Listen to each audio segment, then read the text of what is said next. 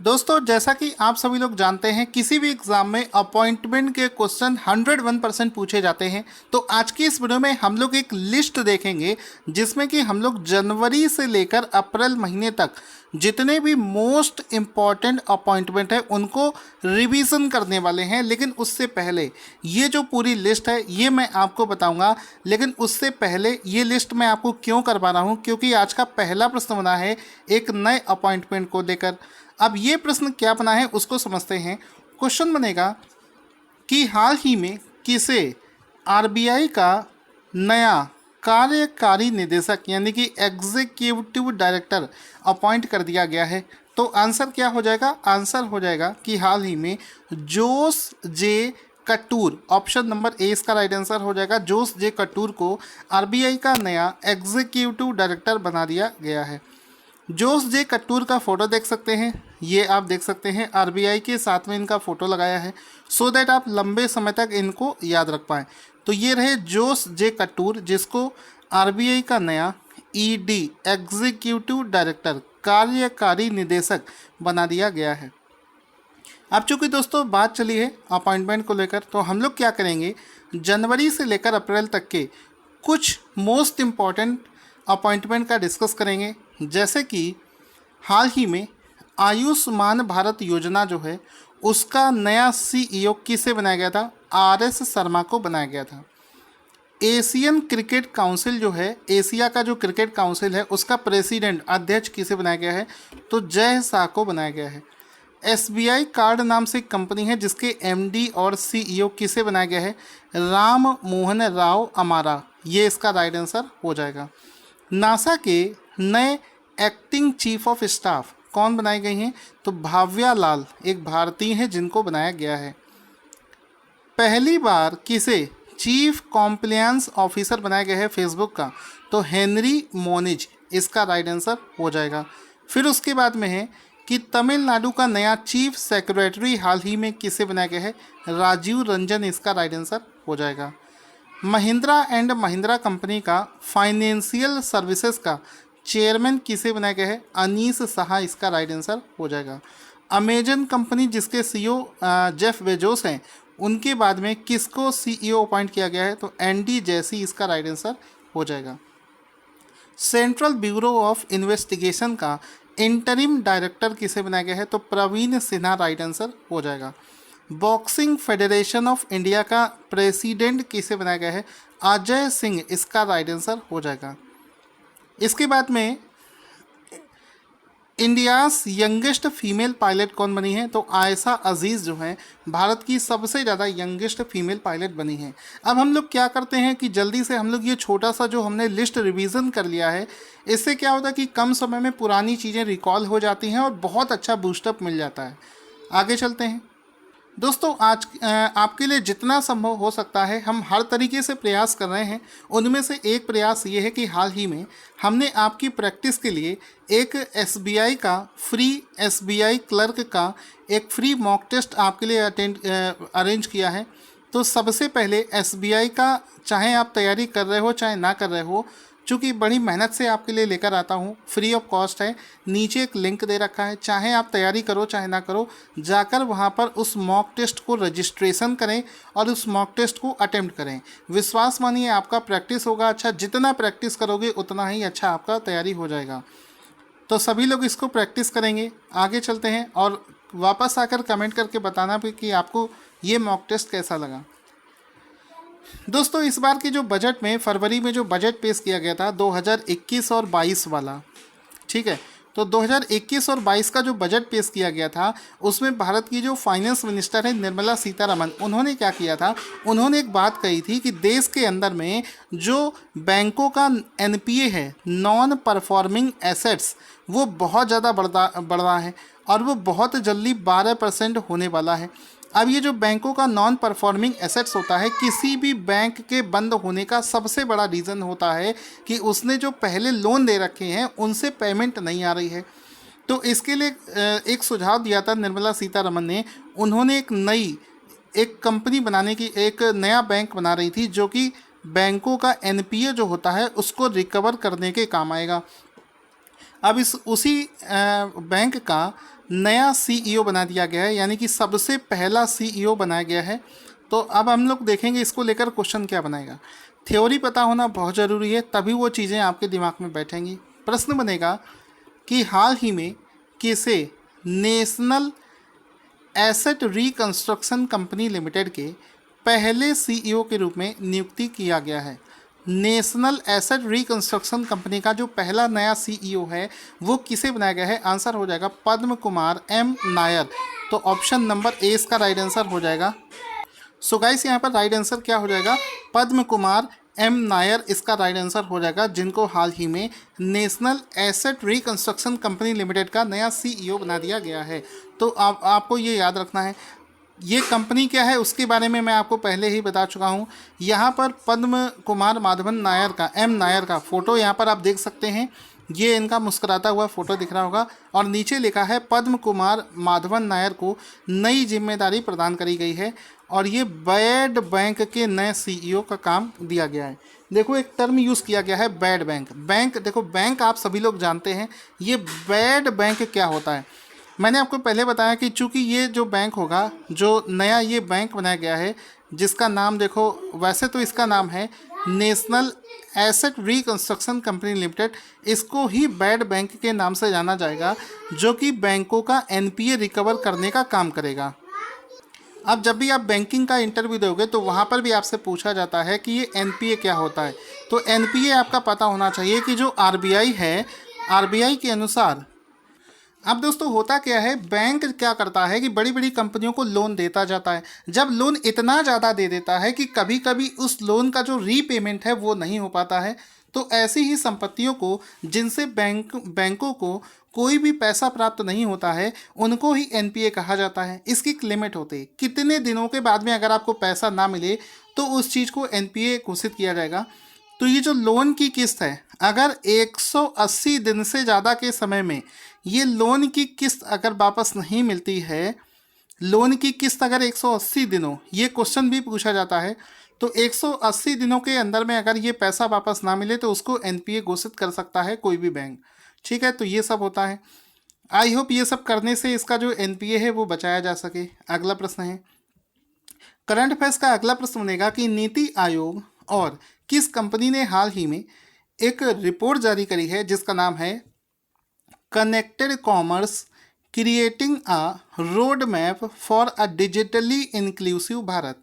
तो ये जो रिपोर्ट है इसको हाल ही में नीति आयोग ने मास्टर कार्ड के साथ में मिलकर शुरू किया है। तो ऑप्शन नंबर 20 का राइट आंसर हो जाएगा कि नीति आयोग ने मास्टर कार्ड के साथ में मिलकर भारत की एक समान ग्रोथ के लिए, निचले से निचले स्तर के आदमी को भी ग्रोथ महसूस हो, इसके लिए connected commerce creating a road map for digitally inclusive Bharat नाम से एक रिपोर्ट को हाल ही में लॉन्च किया है।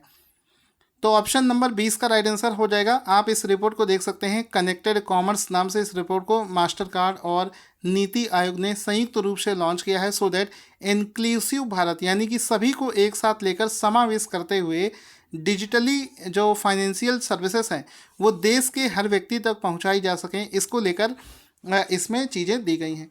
अब चूंकि दोस्तों ये जो क्वेश्चन है ये रैंकिंग का क्वेश्चन है, ठीक है, ये रैंकिंग का प्रश्न है। तो क्या करते हैं कि जनवरी से लेकर अप्रैल तक के कुछ रैंकिंग जो कि एग्ज़ाम में पूछे जा सकते हैं उनका रिवीजन कर लेते हैं जल्दी से जल्दी। अब इसमें अगर हम लोग जल्दी से रिवीजन करेंगे, स्पीड बनाकर रखेंगे, तो देखिए बहुत ही मुश्किल से ये रैंकिंग बनाता हूँ मैं। ये लिस्ट फॉर्मेट में कई चीज़ों को खोजना पड़ता है। तो अगर आपको लगता है कि मैं कई जगह से आपके लिए चीज़ें लाकर एक जगह दे रहा हूँ, बहुत ही आसान कम समय में आप इसको सीख सकते हैं। वीडियो को शेयर ज़रूर किया करें। आप जितना ज़्यादा मुझे मोटिवेट करेंगे, जितना ज़्यादा आप मुझे साथ देंगे, उतना ही अच्छा कंटेंट आपके लिए लाता रहूँगा। तो यहाँ पर आप देखेंगे लिखा है वर्ल्ड प्रेस फ्रीडम इंडेक्स 2021 किसने रिलीज़ करी थी? इसको एक ऑर्गेनाइजेशन है जिसका नाम है रिपोर्टर्स विदाउट बॉर्डर ने लॉन्च किया था। इंडिया की इसमें रैंक आई थी 142 और इसमें पहला स्थान प्राप्त हुआ था नॉर्वे देश को। ठीक है, फिर हेनली पासपोर्ट इंडेक्स Q2 2021 की जो ग्लोबल रैंकिंग है उसको रिलीज़ किया गया था हेनली एंड पार्टनर्स के द्वारा। इंडिया की रैंक थी 84 और पहला स्थान प्राप्त हुआ था जापान को। एक रिपोर्ट है जिसका नाम है इनक्लूसिव इंटरनेट इंडेक्स 2021। इस इंडेक्स को लॉन्च किया है EIU, इकोनॉमिस्ट इंटेलिजेंट यूनिट के द्वारा। उसमें इंडिया की रैंक है 49 और पहले स्थान पर आया है स्वीडन देश। अब देखो एक इंडेक्स है इसी तरीके से इंटरनेशनल इंटेलेक्चुअल प्रॉपर्टी इंडेक्स 2021। ठीक है, ये जो है इंडेक्स, इसमें इसको लॉन्च किया था US chamber of commerce global innovation policy centre के द्वारा इसको लॉन्च किया गया था, जिसको GIPC के नाम से जानते हैं। इसमें इंडिया का रैंक आया था 40वां और पहला स्थान प्राप्त हुआ था इसमें यूनाइटेड स्टेट ऑफ अमेरिका को। फिर अल्टीमेट मिलिट्री स्ट्रेंथ इंडेक्स, इसको लॉन्च किया गया था डिफेंस वेबसाइट मिलिट्री डायरेक्ट। चौथा स्थान आया था भारत का और चाइना इसमें पहले स्थान पर आया था। 24वां संस्करण एनुअल ग्लोबल CEO का जो सर्वे हुआ था, इसमें इंडिया का 5वां स्थान प्राप्त हुआ था, अमेरिका को इसमें पहला स्थान प्राप्त हुआ था। इकोनॉमिक फ्रीडम इंडेक्स 2021 में इंडिया को 121वां स्थान प्राप्त हुआ था और सिंगापुर इसमें पहले स्थान पर आया था। साथ ही साथ में जो QS वर्ल्ड यूनिवर्सिटी रैंकिंग का 11वां संस्करण लॉन्च किया गया था, उसको QS नाम के, ये वैसे पूछा नहीं जाता है कि किसने इसको लॉन्च किया था। इसमें इंडिया का तो कोई पोजीशन इतना अच्छा रैंक नहीं आया था, लेकिन इसमें पहले स्थान पर मैसाचुसेट्स इंस्टीट्यूट ऑफ टेक्नोलॉजी आता है, MIT USA। उसके बाद में Asia Pacific personalised health index जो लॉन्च हुआ था, इसको इकोनॉमिक इंटेलिजेंस यूनिट EIU के द्वारा लॉन्च किया गया था और इसमें इंडिया का जो स्थान था वो 10वां था। सिंगापुर इसमें पहले स्थान पर आया था। क्वेश्चन था एक अगला रैंकिंग जो है ग्लोबल क्लाइमेट रिस्क इंडेक्स 2021, इसको जर्मन वॉच कंपनी ने लॉन्च किया था। इंडिया का इसमें रैंक था 7। फिर इंडिया इनोवेशन इंडेक्स 2021 को नीति आयोग ने लॉन्च किया था और इसमें कर्नाटका राज्य जो है पहले स्थान पर आया था। ग्लोबल फायर पावर इंडेक्स 2021 को ग्लोबल फायर पावर ने लॉन्च किया था। इंडिया की इसमें रैंक आई है 4 और US इसमें पहले स्थान पर आया था। ठीक है, तो ये सारी चीज़ें हैं आपको याद रखनी है। और दोस्तों हमारी पूरी कोशिश है कि मई महीने का जो करंट अफेयर्स है आपका डेली बेसिस वाला इतना ज़्यादा आपका स्ट्रॉन्ग करवा दूं कि आपका पुराना रिवीजन भी होता रहे और कम समय में लिस्ट के फॉर्मेट पे चीज़ों को आप रिवाइज भी कर पाओ। अगला प्रश्न बना है कि भारत और किस देश के बीच में मई 2021 में पैसेज एक्सरसाइज आयोजित किया गया है। तो मई महीने में ये जो पैसेज नाम से एक्सरसाइज है, इसको भारत और इंडोनेशिया के बीच में आयोजित किया गया है। ऑप्शन नंबर 20 का राइट आंसर हो जाएगा। अब ये जो इंडोनेशिया है देश, इसके जो प्रेसिडेंट हैं इनका नाम है जोको विडोडो, इसकी कैपिटल है जकार्ता और मुद्रा का नाम है इंडोनेशियाई रुपया। ठीक है, चूँकि ये भारत और इंडोनेशिया के नेवी के बीच में आयोजित किया गया है, तो भारतीय नौसेना के जो प्रमुख हैं उनका नाम है एडमिरल करमबीर सिंह। आगे चलते हैं। करंट अफेयर्स का अगला प्रश्न बना है कि वर्ष 2021 और 22 के लिए फिक्की लेडीज़ ऑर्गेनाइजेशन FLO की राष्ट्रीय अध्यक्ष पद किसे अपॉइंट किया गया है। तो इसमें राइट आंसर हो जाएगा उज्ज्वला सिंघानिया। ऑप्शन नंबर 20 का राइट आंसर हो जाएगा कि FLO नाम का जो ऑर्गेनाइजेशन है, फिक्की का लेडीज़ ऑर्गेनाइजेशन जो है, इसकी राष्ट्रीय अध्यक्ष बनाई गई हैं उज्ज्वला सिंघानिया। तो ऑप्शन नंबर 20 का राइट आंसर हो जाएगा उज्ज्वला सिंघानिया, इसका राइट आंसर हो जाएगा। उज्ज्वला सिंघानिया का फोटो देख सकते हैं जिसको फिक्की FLO का जो है नया अध्यक्ष बनाया गया है। अगला प्रश्न बनेगा हर घर जल के लक्ष्य को प्राप्त करने वाला पुदुचेरी हाल ही में कौन सा केंद्र शासित प्रदेश बना है। तो आंसर हो जाएगा जो पुदुचेरी है ये चौथा, ऑप्शन नंबर D इसका राइट आंसर हो जाएगा। पूरे भारत का चौथा केंद्र शासित प्रदेश बना है जिसमें हर घर में पानी पहुंचाने का जो लक्ष्य है उसको प्राप्त कर लिया है। अब पुदुचेरी 100% अपने लक्ष्य को प्राप्त कर चुका है। हर घर जल योजना को इसने सक्सेसफुली कर दिया है और ऐसा चौथा राज्य बना है जिसने ये काम जो है पूरा कर लिया है। पुदुचेरी से पहले केंद्र शासित प्रदेश गोवा, तेलंगाना, इसके अलावा राज्य तेलंगाना और अंडमान निकोबार द्वीप समूह इस लक्ष्य को पहले भी प्राप्त कर चुके हैं। साथ ही साथ में ये जो हर एक घर तक नल का कनेक्शन, पीने का पानी उपलब्ध कराने की जो योजना है, इसको जल जीवन मिशन के नाम से जानते हैं, जिसका उद्देश्य है कि वर्ष 2024 तक प्रत्येक ग्रामीण घर में जल का कनेक्शन जो है, नल का कनेक्शन जो है, ये उपलब्ध कराना है।